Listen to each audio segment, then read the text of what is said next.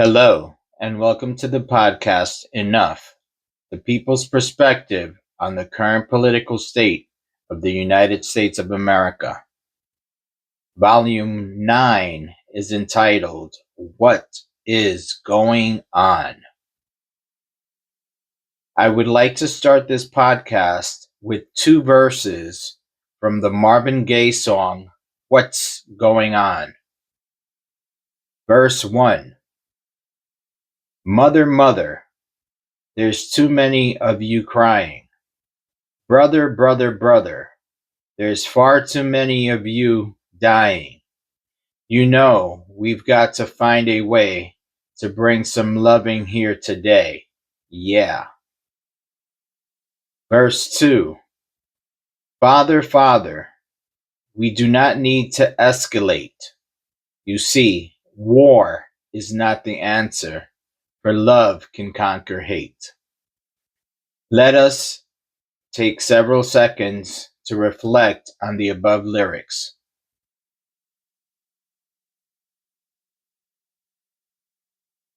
So, where do we go from here? What's next?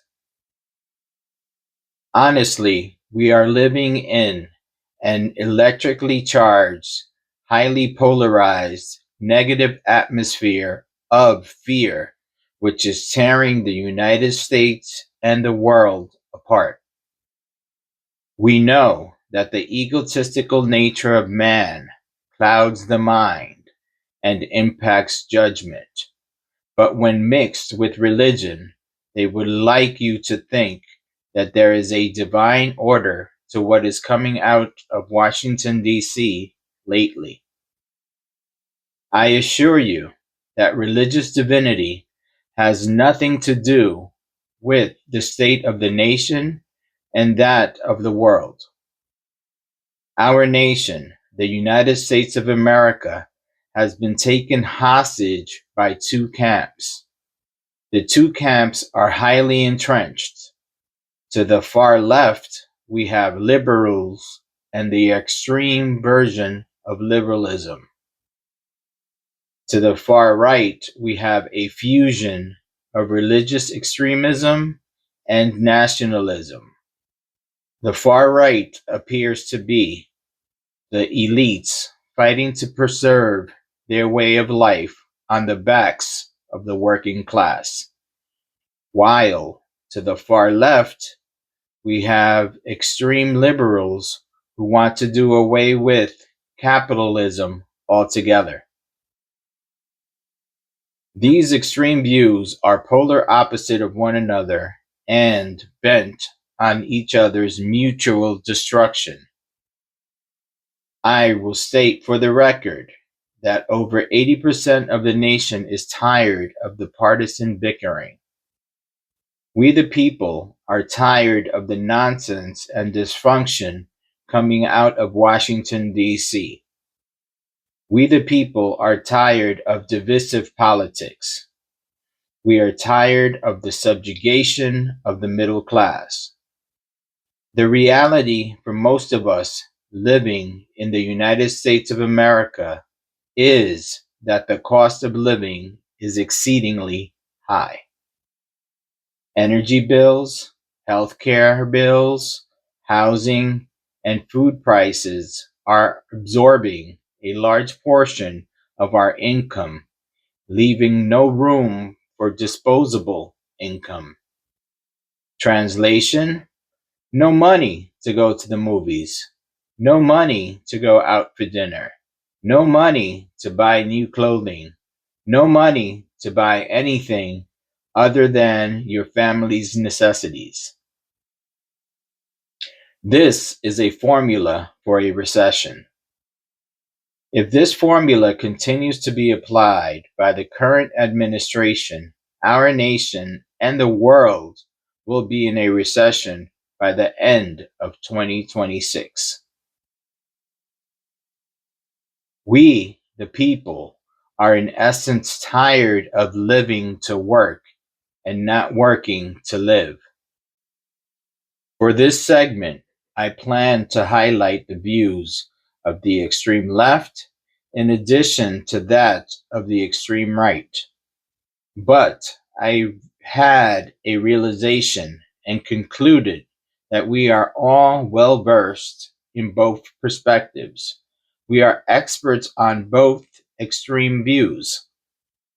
We see their inability to solve problems and govern the nation effectively for the bottom 80% of us who fund the government with our tax dollars. Instead, I have chosen to put a spotlight on equity and equality for this podcast. I will also state for the record that the United States of America is a multi ethnic, multilingual, multiracial nation with a dark past. My reason for mentioning our dark past is not to bring forth guilt. Rather, it is to acknowledge historical inequalities and to move forward with an understanding of the past as well as with a newly developed, deeper conviction to do better for the bottom 80% of us, the working poor.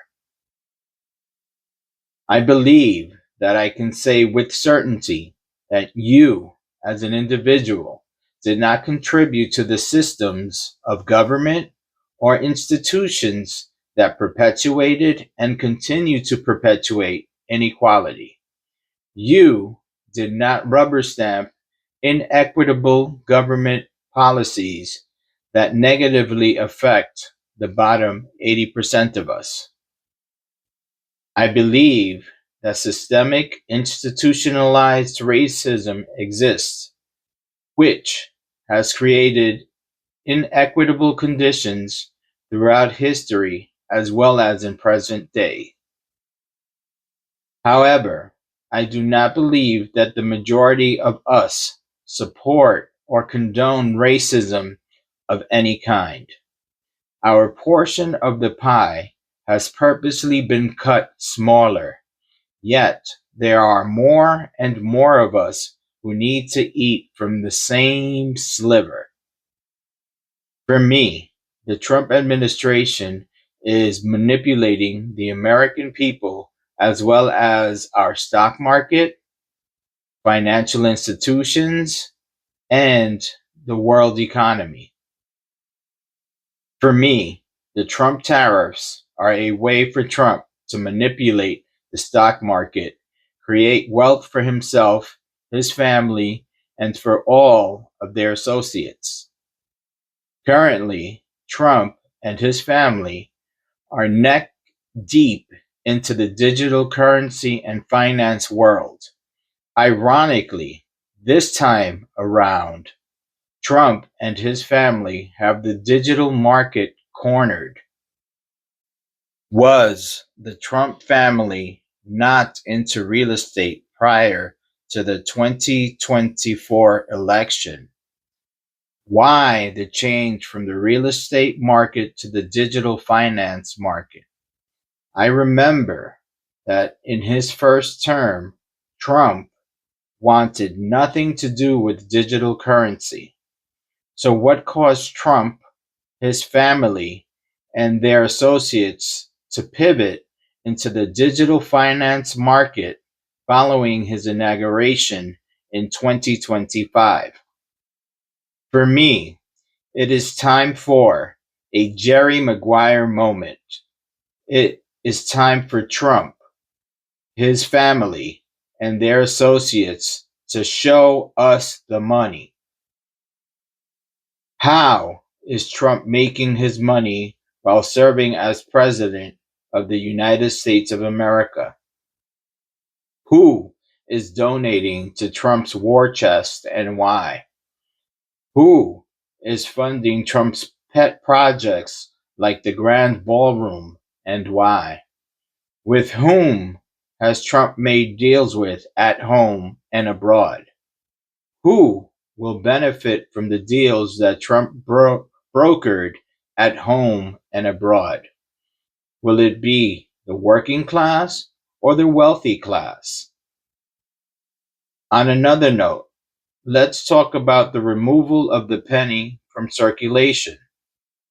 For me, this is phase one of the Trump plan to move the nation and the world into exclusively using digital currency. The removal of the penny from circulation is yet another way for the business elites to jack up the prices of daily living expenses. For me, too many government officials, too many politicians, too many court officials, including most of the Supreme Court justices, are willingly choosing to ignore their oath to the Constitution of the United States of America and choosing to fill their minds with Trump's nonsense as they destroy the very foundation of the American government, the rule of law, for their personal gains. For me, the cement mixer has been mixing mortar for several decades. The elites have been constructing the foundation of their power with the intermingling of professionals together with politicians in positions of power in and out of the United States government. The blend of nationalism with religion is what they are feeding the masses. But what is going on in front of our eyes is that Trump, his family, and their associates are making billions off the backs of the American people. Trump and the elites have a vision for America and the world that does not include freedom of speech or any freedoms granted by the United States Constitution in conjunction with its Bill of Rights. Food for thought. The last time I checked, Trump is a convicted felon. The last time I checked, Trump had several bankruptcies that went through the court system. The last time I checked, Trump had several court cases pending. The last time I checked, Trump was associated with Jeffrey Epstein at some point in time. The last time I checked, Trump and the Trump family multiplied their net worth by millions since he became president in 2025. The last time I checked, Trump had not yet released his 2016 taxes. I am still waiting to see his 2016 taxes. Is his 2016 audit not complete? Where are his taxes? Show us his taxes. I still believe in the systems of checks and balances, as well as the rule of law within the United States of America. I cannot understand why so many individuals voted to allow Trump, a convicted felon, to be president of the United States of America. I also do not understand how individuals in positions of authority allow Trump to conduct personal business on behalf of himself, his family, and their associates while being president of the United States. Trump appears to have zero concerns for domestic matters and the American people. If this is not a conflict of interest for the office of the presidency, it is most definitely a conflict of interest for the American people. Our commander-in-chief is currently making deals in the United States and around the world that greatly benefit him, his family, and their associates. Trump has made it clear by his actions that he, his family, his leadership team, and the American military are open for business. On another note, let's talk about executive orders. I will say that several of Trump's executive orders have either withheld or transferred funds within the United States government without the authorization of Congress. Does not Congress have the power of the purse? How and why is Trump allowed to use the American government's budget as his personal bank account?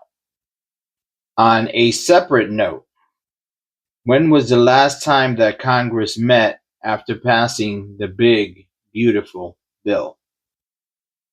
What has Congress accomplished since passing the big, beautiful bill?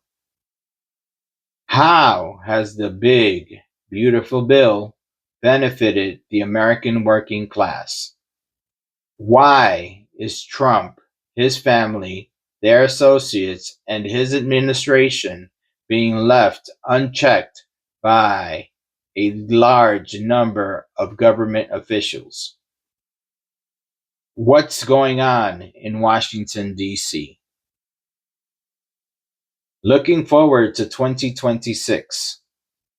On the home front, will the Jeffrey Epstein files reveal Trump's and Melania's role in the scandal?